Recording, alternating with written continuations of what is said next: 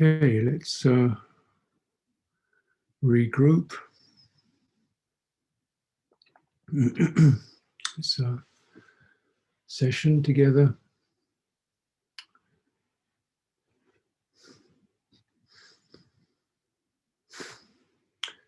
And we began a few hours back. We were bringing up skillful puja, skillful intentions, remembering skillful aspirations, remembering the Buddha, the path. And so really, so often it's the problems naturally arise, problematic stuff arises because that's what needs to be dealt with. But don't be forced by it. Don't be pushed into, you've got to get this sorted out, you've got to work this out. Find your time, because you personally can't do it. You have to, the Dhamma has to do it. So just getting more involved with it isn't necessarily going to do you a lot of good. But you're not ignoring it, but you really build up the foundation where your faculties are strong. First faculty, faith, sense of bright heart. Absolutely. What makes the heart bright? Give it some time, turn it over. There's anything.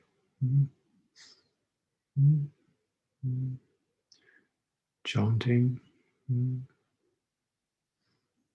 recollections, beauty of generosity,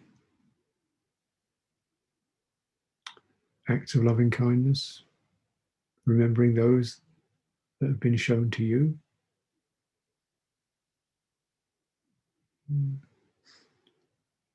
Examples of serene beings, pure ones, rather than tangled up, corrupted people. Look around, consider, and pick up the heart meaning. The heart has this capacity, it absorbs into what you give attention to. And you must exercise authority over attention.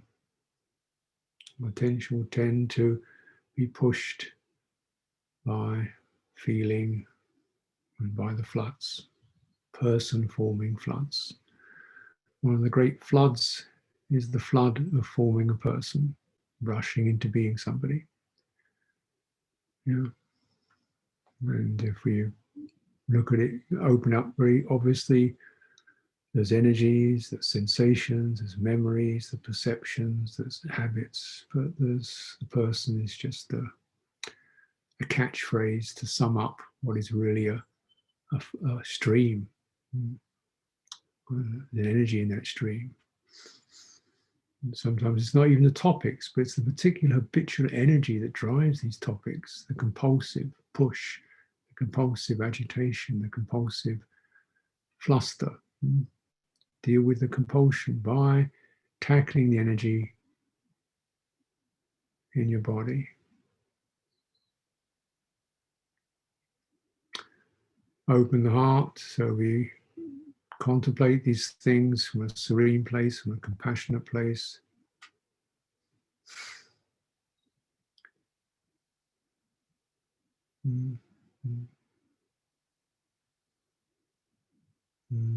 This is the way the Buddhas have come through dealing with this flooding experience. It's well described, well known. Everyone comes through this.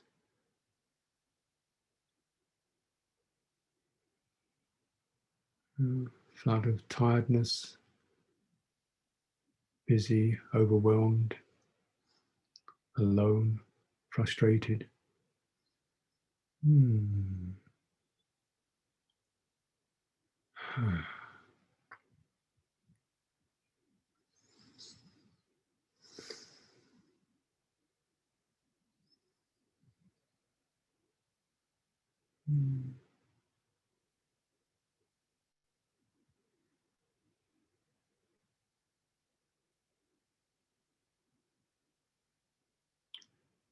and being here. Just being here. Settling.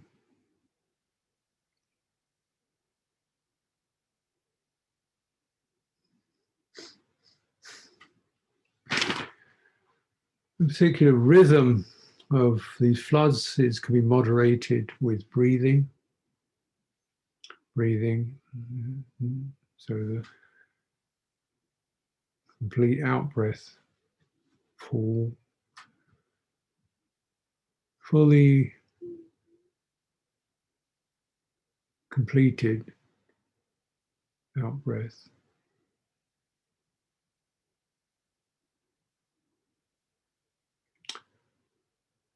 Lingering in the pausing, the out breath. Opening to receive the in breath.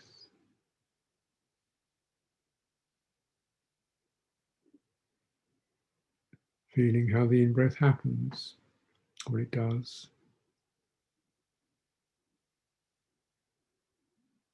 Opening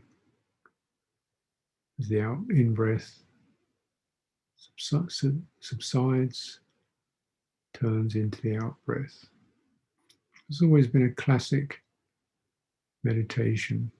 And try to just don't focus so much on the sensations as you really need to. Really helpful as to something that operates at a different rhythm than the problem or the stress or the current topic of the thinking mind or the emotions.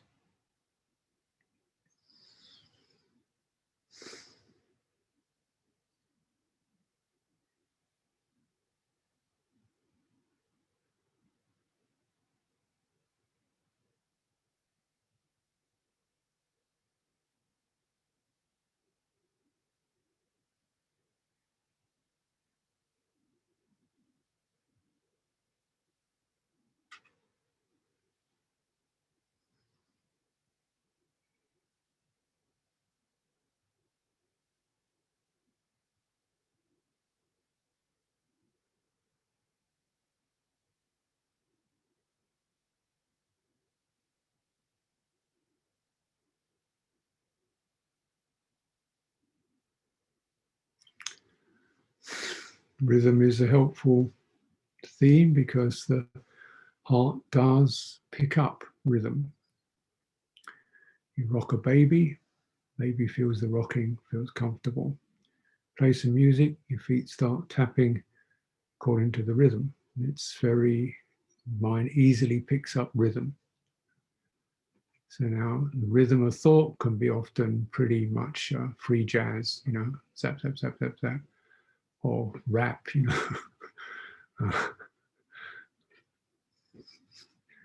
Speech rhythm is often extremely dissonant, hasty. So, and thinking operates at that rate. Some frantic, fast, suddenly turns a corner. So thinking, I'm thinking is thinking, but it's the energy, the rhythm, the emotion. So can we tune to turn the thinking mind to paying attention, being thoughtful about breathing. Being thoughtful means you go, oh, how's that? Being thoughtful involves a lot of silence. When you speak with your ear, you listen, you speak as much with your ears as with your mouth.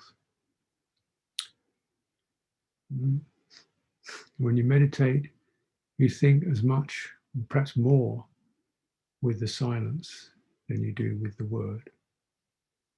The silence is going, what was that?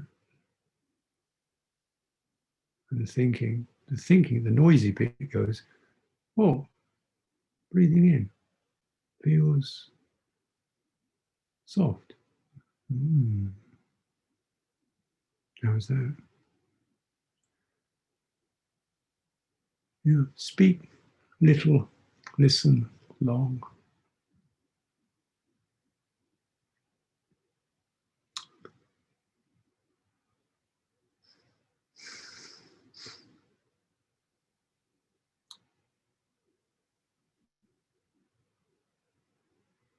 Mm. And many of the experiences we don't have much vocabulary for. You know, these somatic experiences, because they're not of the normal topics conversation. So all you're doing is just, how is that? Mm, being with it, lingering, and becoming more emotionally intelligent. Like it just needs to be more spacious. There's a warming effect. It's intimate.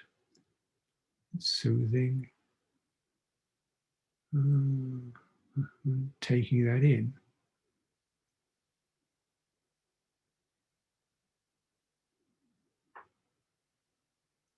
Something I can trust. Gift.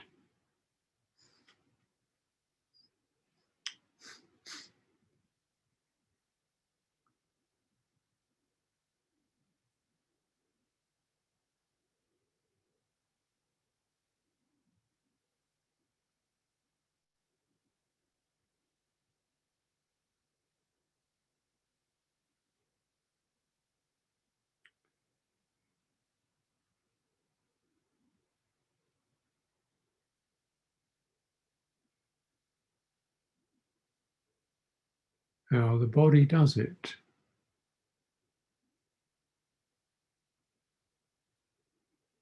And reminding your body there's no hurry now because you're not rushing on to the next thing. So all the time in the world to allow inhalation to happen. As if you're never going to do it. You're just going to soften enough to allow it to move through you. Yeah. Feeling tissues opening. Yeah.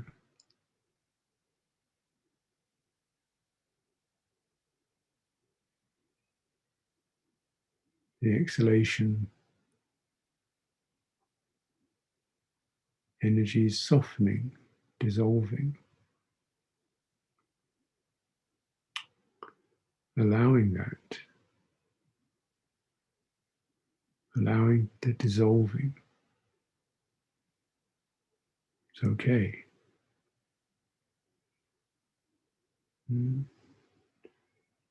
Feel the firmness of your sitting position. That's your protection, if you like. Within that, the inner core of your being, which is normally compacted with memories, impressions, emotions, residues, letting that soften. Signals that encourage that. No answers, no should be's, no have to, not have to be mindful.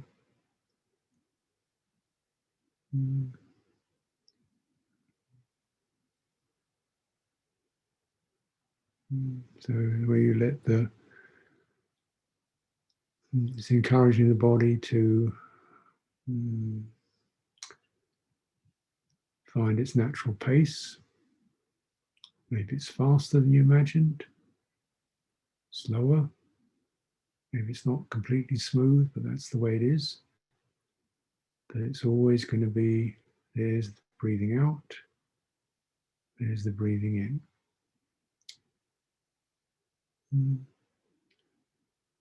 and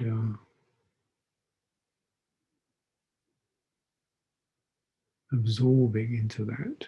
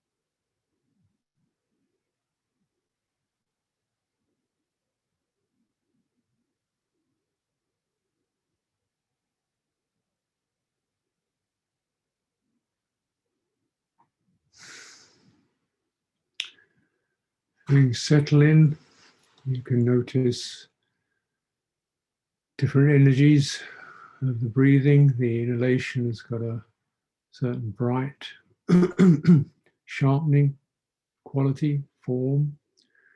Breathing out has an expansive, diffusive quality. Pause in between the two is open. There's a certain firmness to it, but it's open. It's open, but it's not invaded by anything. It's like a quiet, open space. And then things move. Movement comes up. Movement arises. Yeah. Moves in, inhaling.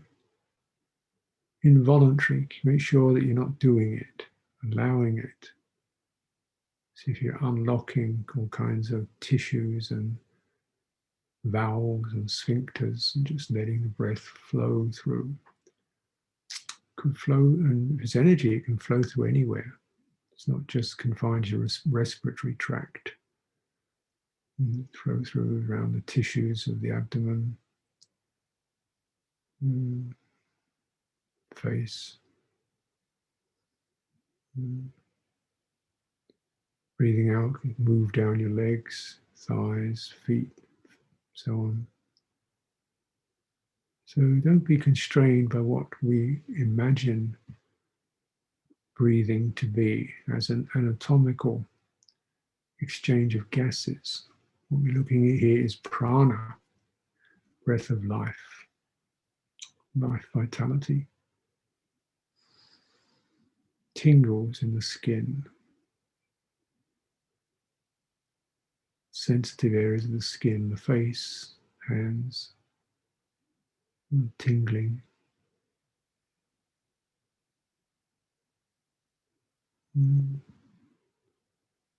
That sense of the tissues of the body, which is that which is moved by the breathing, call it the earth element. Yeah, so forget the visual anatomical impression you have of your body. You just sense what's really there. Rubbery, bony, rigid, fluid, heated, stuff. And sending that as you breathe in, just let the breathing move through that. This is exceptionally healthy.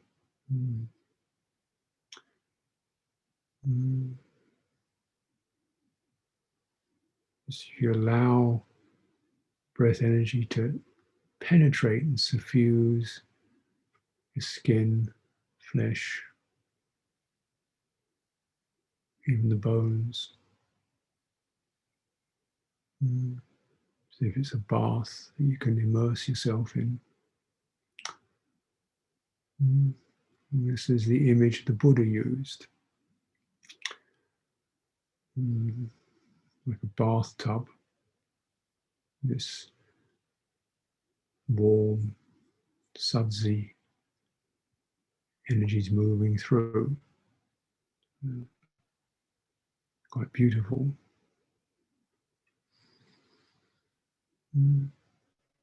We don't need to keep a photograph of ourselves, our bodies, at this time.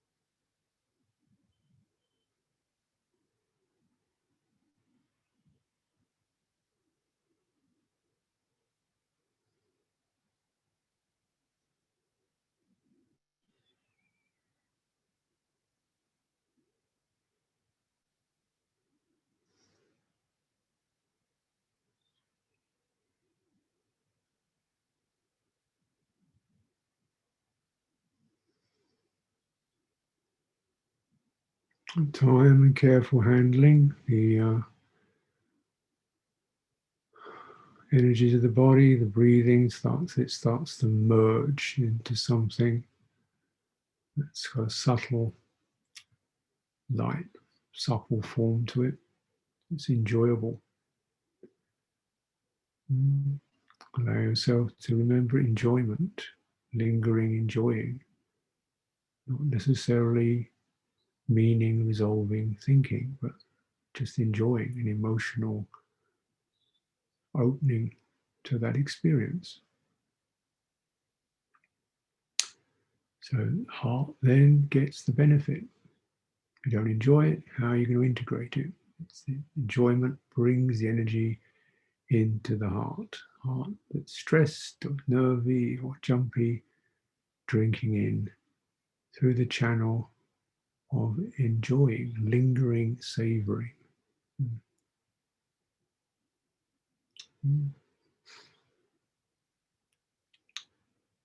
Yeah. And find where you can get access like as if you're just able to sip some and take that. Uh, Let it work on releasing some of the psychologies of stress, urgency.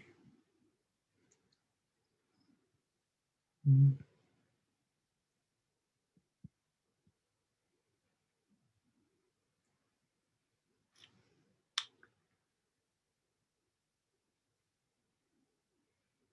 The doorway to samadhi is happiness, embodied happiness. Happiness of feeling disengaged from stressful energies and psychologies. Mm. And it's important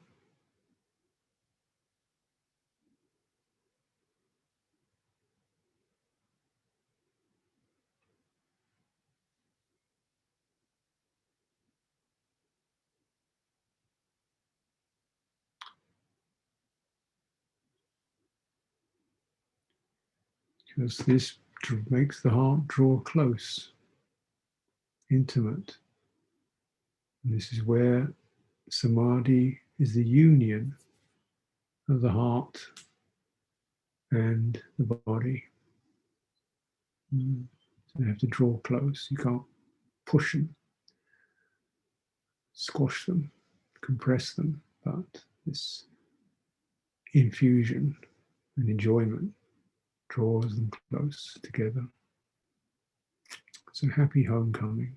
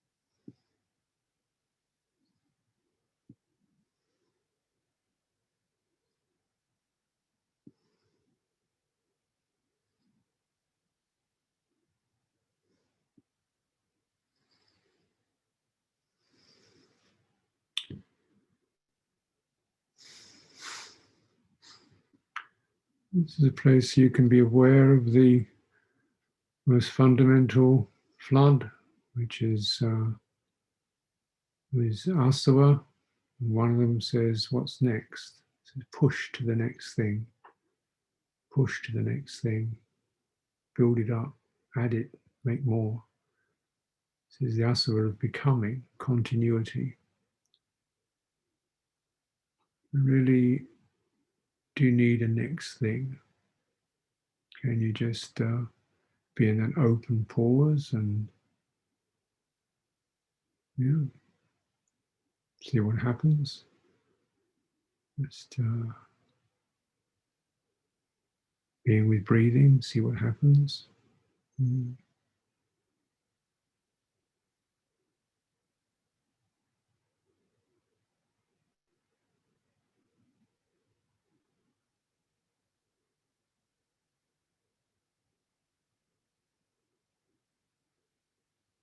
Just to get a handle on that time thing.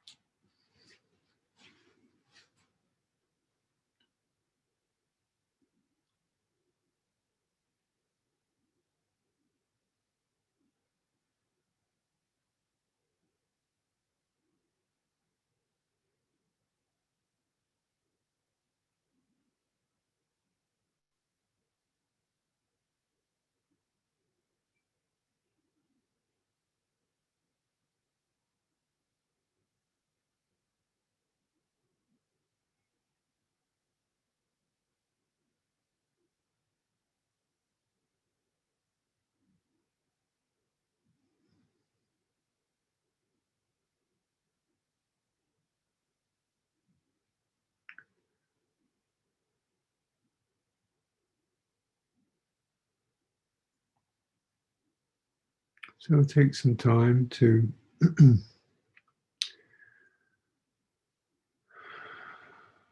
rise or descend, but move from that depth, whatever depth one has touched into. There's elements again, feeling the earth of the body, the firmness wrapped around you, supportive. No longer weight pressing you down, but like a comfortable container for your energy. Feel the earth element.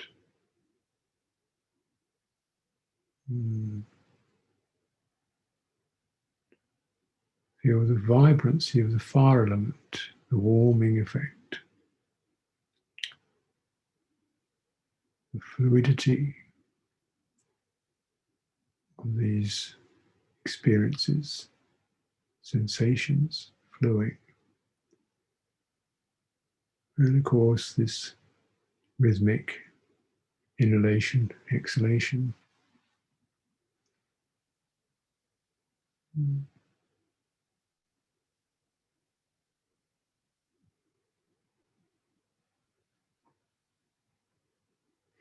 So as you open your sense doors, sight to the place, sensory realm around you or before you, keep your eyes steady and notice when you do, there's bound to be some kind of a jump. And then as you feel that jump to the sight, before you engage with thinking, describing, or reacting to that, see if you can, as sight appears, also maintain body, groundedness of the body. So sight enters, but we don't run out into it.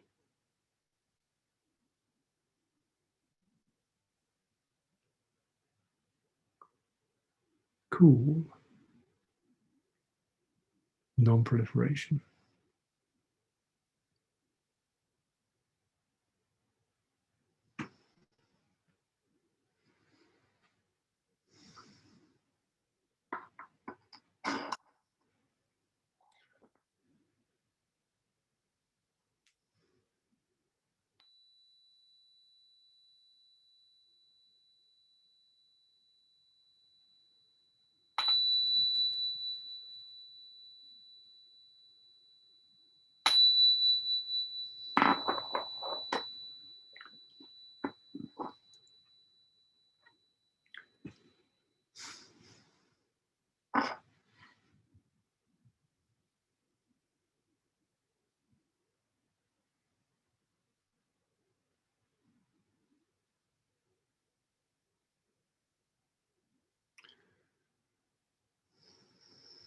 So things change, and this time you probably you look on the screen, you see I'm getting rather dark. That's the coming to the conclusion of my waking day. Some of you, it's the middle of the day, but we have a pause. And in the next few hours, there'll be some time for you to do exercise or contemplate, relax, meditate, do your chores, have your meal, whatever you need to do. Really, as you making as much of a retreat as you can of this. Particularly logging into what are the habits that perhaps can be taken more gently, contemplated. There's their meaning, their value, what you're doing.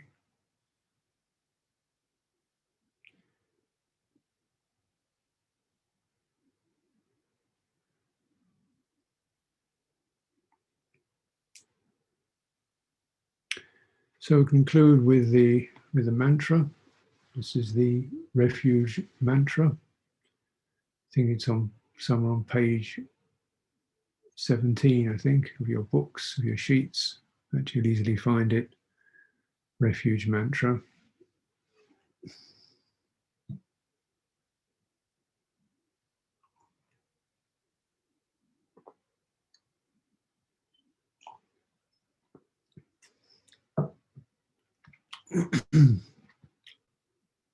Yeah. So establishes tonality, and in a little while there'll be some qigong and a little Dhamma talk for you to listen to. But really getting a sense of it's on page 14 of maintaining a certain atmosphere around this time. We'll start with the English. Move into the Pali.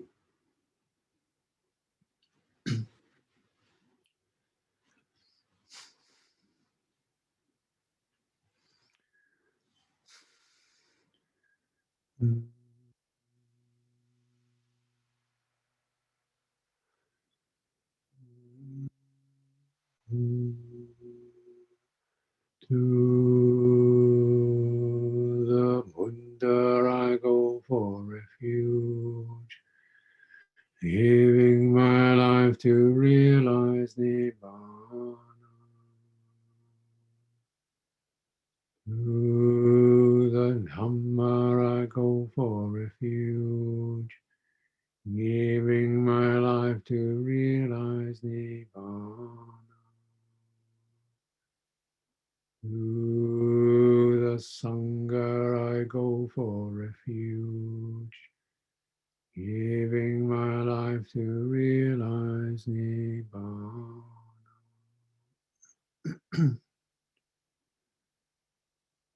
Buddhang me jivetang yawa Nibbanam saranam gacchami dhammang me jivetang yawa Nibbanam saranam gacchami sangang me jivetang yava nibbanam nam gacchami buddhang me jivetang yava Banam saranam gacchami sangham me jivedang yavani banam nam gacchami buddhang me jivedang yavani banam saranam gacchami dhammam me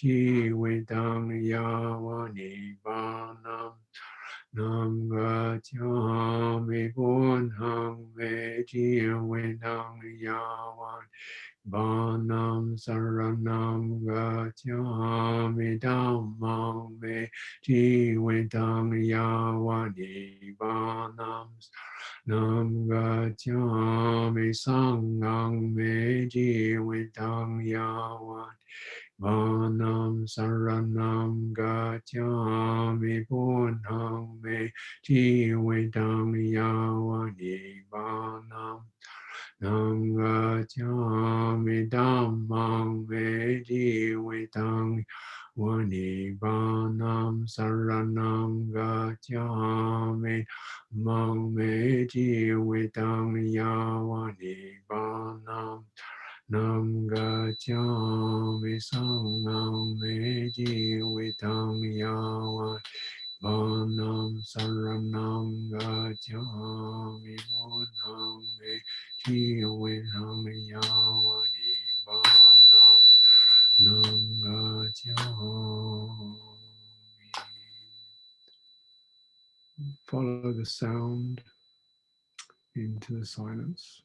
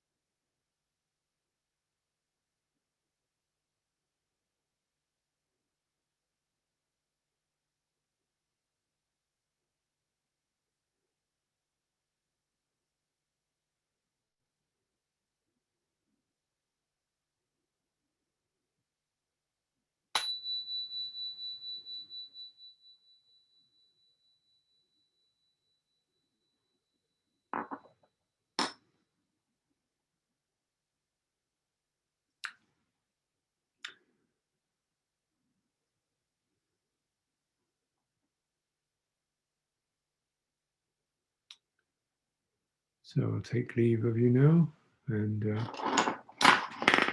encourage you to make good use of your time.